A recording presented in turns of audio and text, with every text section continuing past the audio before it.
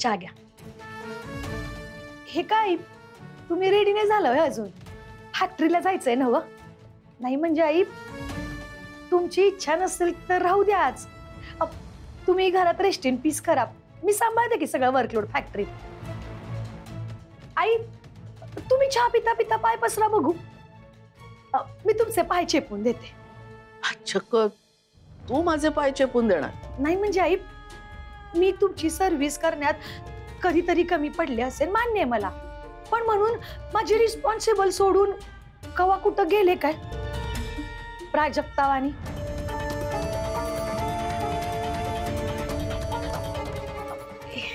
Yes yes.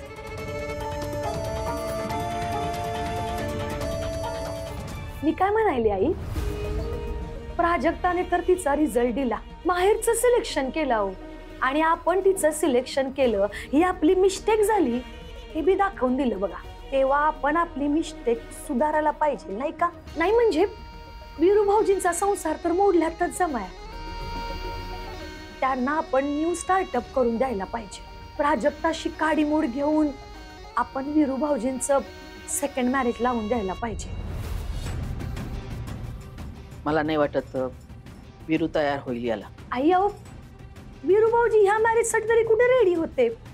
तुम्हीच त्यांना ready केलं की नाही? एकदा तसं वन्स मोर रेडी करा की. आणि हो, या वेळेला मात्र आपण चांगली एकदम चांगल्या घराण्यातली साधी भोळी डॉटर ऑफ लॉ बघू. म्हणजे नो कुस्ती नो मस्ती, जी फक्त आणि फक्त वीरू भाऊजींची केअरफुल करत. वीरू भाऊजींच्या आयुष्याची थॉट प्रोसेस तर आपल्यालाच करायला पाहिजे ना. मला पटलंय तुझं म्हणणं, आता वीरूला पटू देत म्हणजे मिळव. तुला पटूच कसं शकतं रे जे काय चाललंय ते? वहिनींनी काय नाही केलं आपल्या घरासाठी सांग ना. आता तेच ते त्यांच्या माहेरसाठी करायला, तर काय चुकलं त्यांचं? हे बघ, ते काय नाही, आत्ताच्या आत्ता जाण त्यांना घरला घेऊन.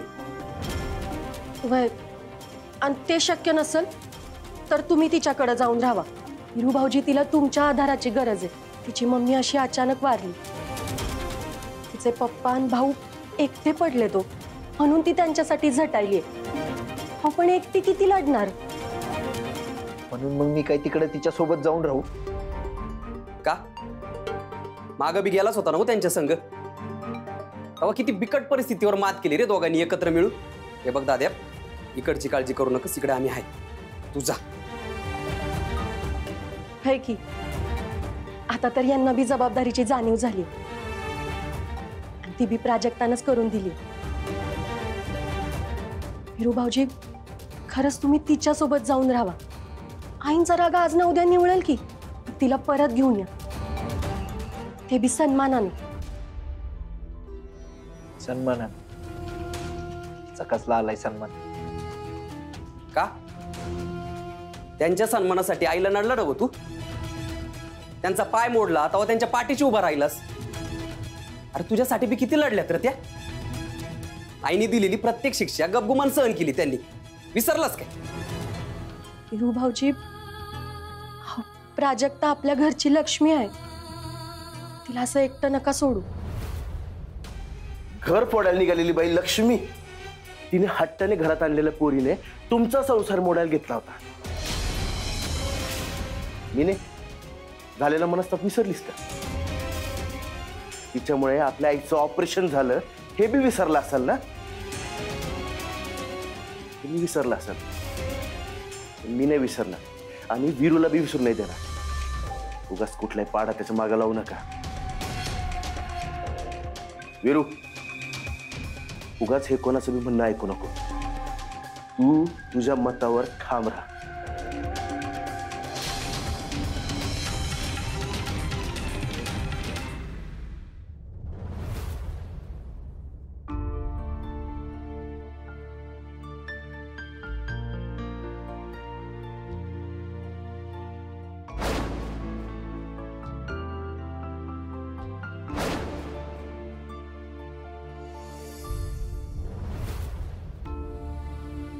राजू,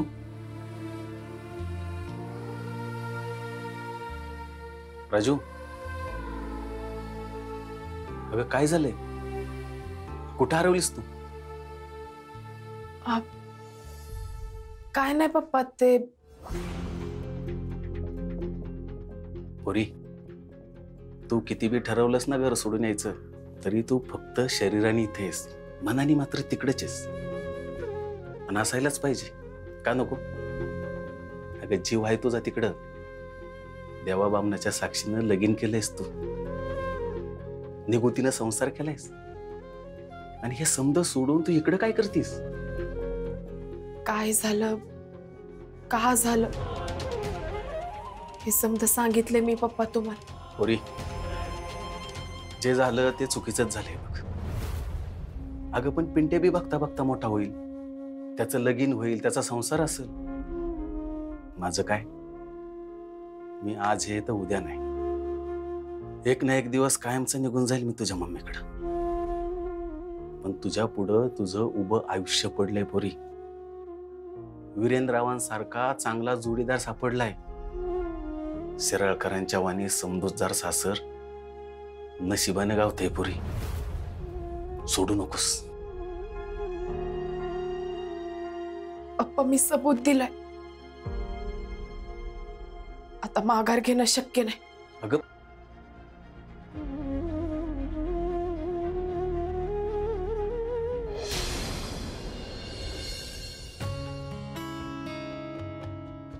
दादा, इनव्हॉइसवर सही पाहिजे, प्राजक्ता ताईंनी सांगितलं.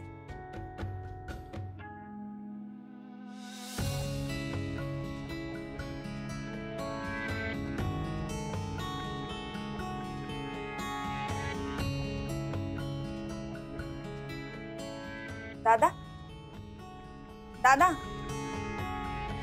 देताय ना सही?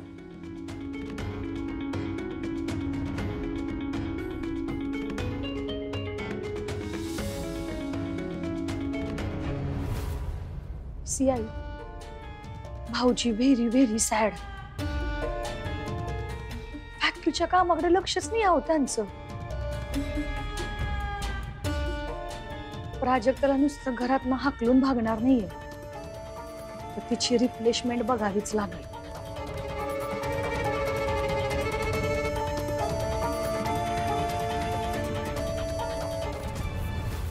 आई कांचन म्हणते ते अगदी बरोबर आहे. आपण वीरूशी बोलायला पाहिजे आणि त्याला यातनं लवकरात लवकर बाहेर काढून त्याला एक नवीन सुरुवात करून दिली पाहिजे. अरे पण बसलेल्या धक्क्यातनं सावरू तरी देत त्याला अगोदर. आई अहो, वीरू भाऊजी स्वतःहून शेल्फ मध्ये त्या धक्क्यातनं सावरतील असं वाटायला तुम्हाला? नाही म्हणजे मला तर वेगळीच भीती वाटायली. या धक्क्यामुळे ते पुन्हा एकदा दारूत बुडून रस्सा मंडळ झाले म्हणजे. नाहीतर काय, आणि प्राजक्ताने याचाच फायदा उचलून काहीतरी नवीन कट रचून वीरूला स्वतःच्या बाजूने वळवून घेतलं. मग हो, आई ती टपूनच बसली. आपला पैसा, आपली इस्टेट इतकं सहज सोडेल होय ती? नाहीतर काय. आई, हे समज व्हायच्या आत आपण वीरू भाऊजींचा डायव्हर्स करून दिला पाहिजे. मी मग काय करते, माझ्या गावाकडली माझी एखादी मस्त गर्लफ्रेंड शोधते वीरू भाऊजींसाठी. आपण सड्डीशी त्यांचं सेकंड मॅरेज करून टाकूया. हा, या टायमाला आई आपण एकदम चांगल्या घराण्यातली घरंदाज साधी सिंपल पोरगी बघू, जी वीरू भाऊजींची केअरफुल करेल. व्हॉट चिराळकर? अगदी बरोबर आहे. हे बघा, तुमचं म्हणणं कितीही खरं असलं तरी आता मला त्याच्यावर कुठलीही गोष्ट लादायची नाहीये. काही दिवस फॅक्टरीच्या कामात मन रमू देत, त्याच चावरू देत, त्याला वेळ देऊयात त्याला जरासा. ठीक आहे. नाही, फक्त वीरू सावरायच्या तीच वेळ नको निघून जायला म्हणजे झालं.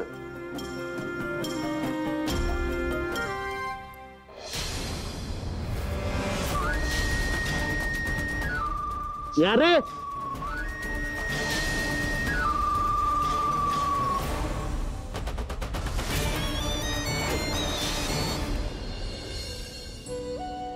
राजू, दुरावलेल्या नवऱ्याचं मन जिंकणं तुझ्या कुस्ती परिसलंही अवघड असतं बघ.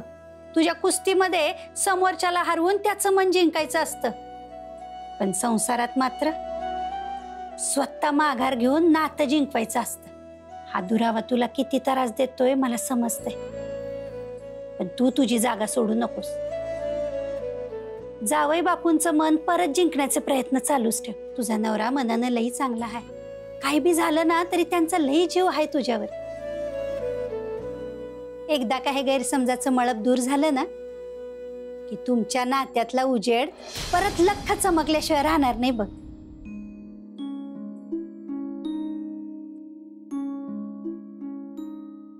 तुला बी माझा निर्णय आवडला नाही ठाऊके मला.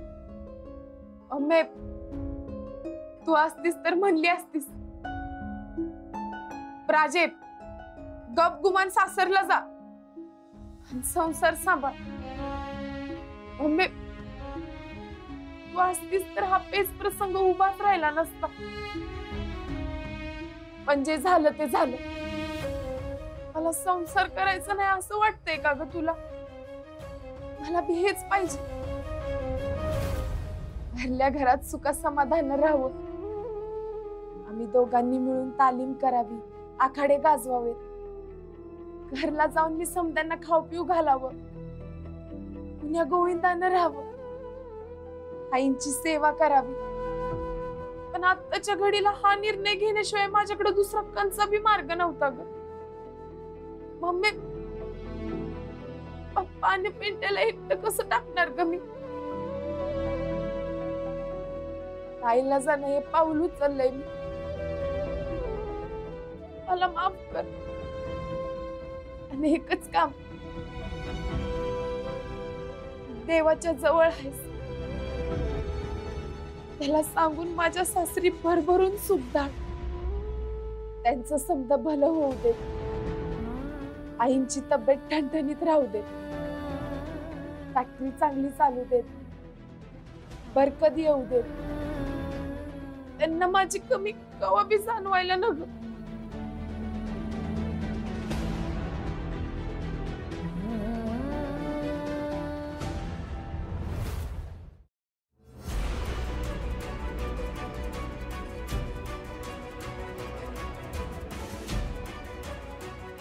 काजी हा प्लॅन जर का सक्सेसफुल झाला ना मग काम सुरू केलंय. सगळ्या फॅक्टरीवर पेट्रोल टाकलंय. थोड्याच वेळात जाळ आणि धूर सोबतच निघेल. दाखवतो तुम्हाला व्हिडिओ कॉलवर. नाही व्हिडिओ कॉल नाही. आम्ही तिथे येऊन समोरासमोर बघणार. ठीक आहे.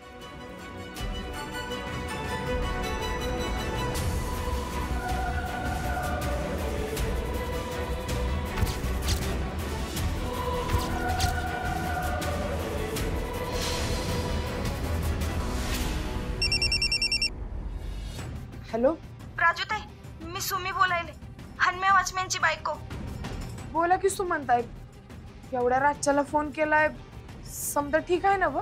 अहो मी डबा घेऊन इकडे फॅक्टरीकडे आले. इकडं काहीतरी घोळ आहे. काही लोक फॅक्टरीकडे चारी बाजूने पेट्रोल टाकायले, डबेचे डबे भरून. काय?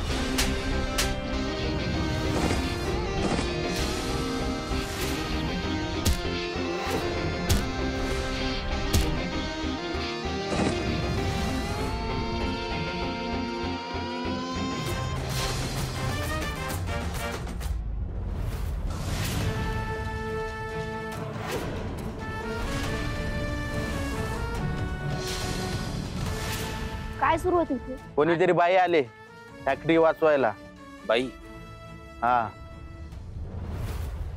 दाजी दाजी दार उघडा. दाजी दाजी एवढ्या रातच्याला कोण आला आता? कट आले. तोंड सोडाल दरवाजा. दाजी पहिलवान brother, you here? You what doing here? Your sister not here. Get lost. ऐका दाजी, दाजी दार उघडा. दाजी दाजी लवकर दार उघडा. दाजी काय एकदा सांगितलेलं कळत नाही काय? हा चल. अहो माझं ऐकून तरी घ्या. अहो फॅक्टरीचा आणि तुमचा काही संबंध नाही, समजलं ना? चल दाजी दाजी अहो दाजी फॅक्टरीवर कोणीतरी आग लावली. ताईडी एकटीच गेली तिकडे फॅक्टरी वाचवायला. तुम्ही लवकर तिकडे जावा.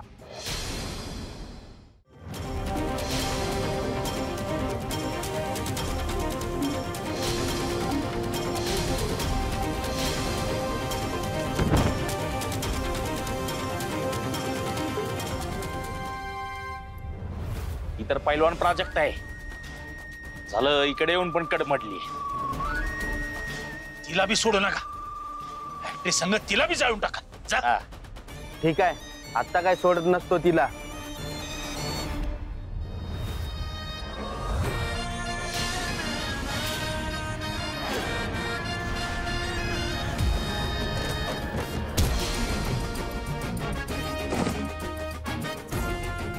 हाडाची पैलवान उभी आहे शिराळकरांची ढाल बनून. बघतेच आता कोण कोण पुढे येतंय ते. तुमच्या तर आता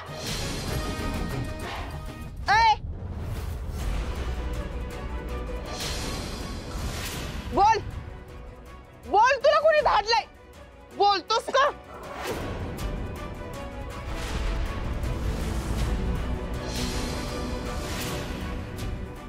याने जर का तोंड उघडलं तर संपलं सगळं. आता आपण नाही संपणार. या पैलवान प्रोजेक्टाला कायमचं संपवतो.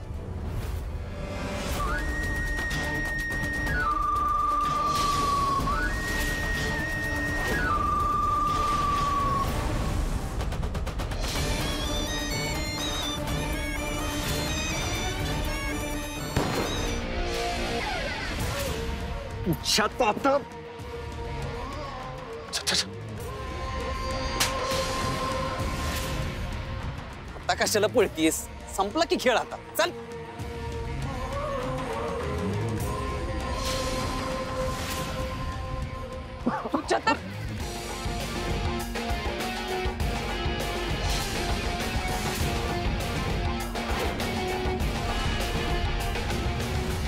सुंब जळला तरी पीळ काय सुटाना. आमची फॅक्टरी जळायला आलास. दरवेळी चीटिंग करून जिंकता येत नसतंय जयराज थोरात.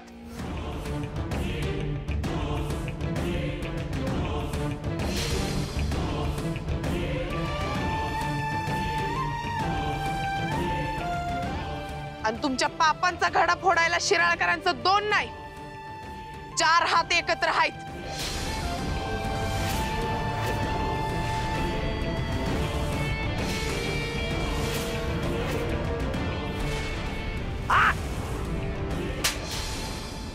म्हणजे पोलिसांना बोलव.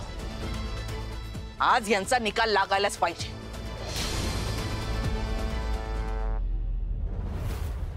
चला रे, चला यांना सगळ्यांना घेऊन चला.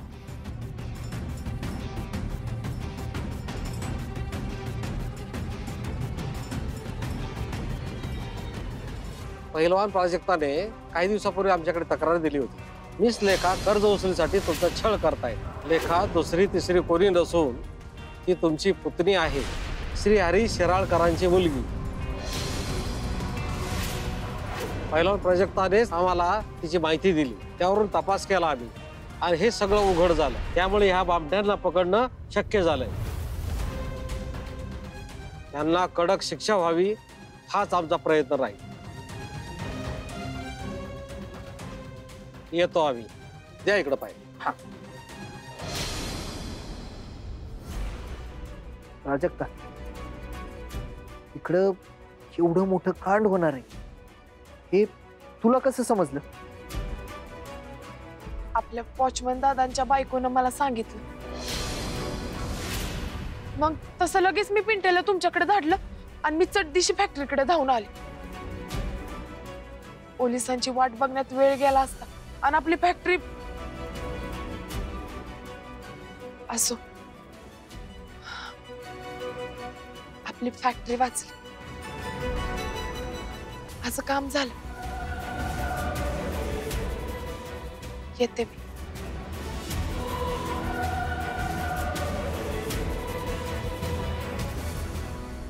वहिनी, वहिनी, दाद्या, आई, आता तरी वहिनीसनी थांबवा. आई, खरं तर घर सोडून माहेरी गेलत्या त्या. काय गरज होती त्यांना जीवावर उदार उडी फॅक्टरी वाचवायची? सांग ना. पण नाही, तू जिद्दीनं मेहनतीनं घाम गाळून जी फॅक्टरी उभी केली ना, ती आज फक्त आणि फक्त वहिनींच्या मुळे वाचली. आई, पप्पा आजारी, माझा भाऊ तर लहान आहे, माझ्या वाचून अडतंय तिकडं. त्यामुळे तिकडलं कर्तव्य नाही टाकू शकत. ही काय आनंदानं केलेली निवड नाही, ते माझं मलाच ठाऊक आहे.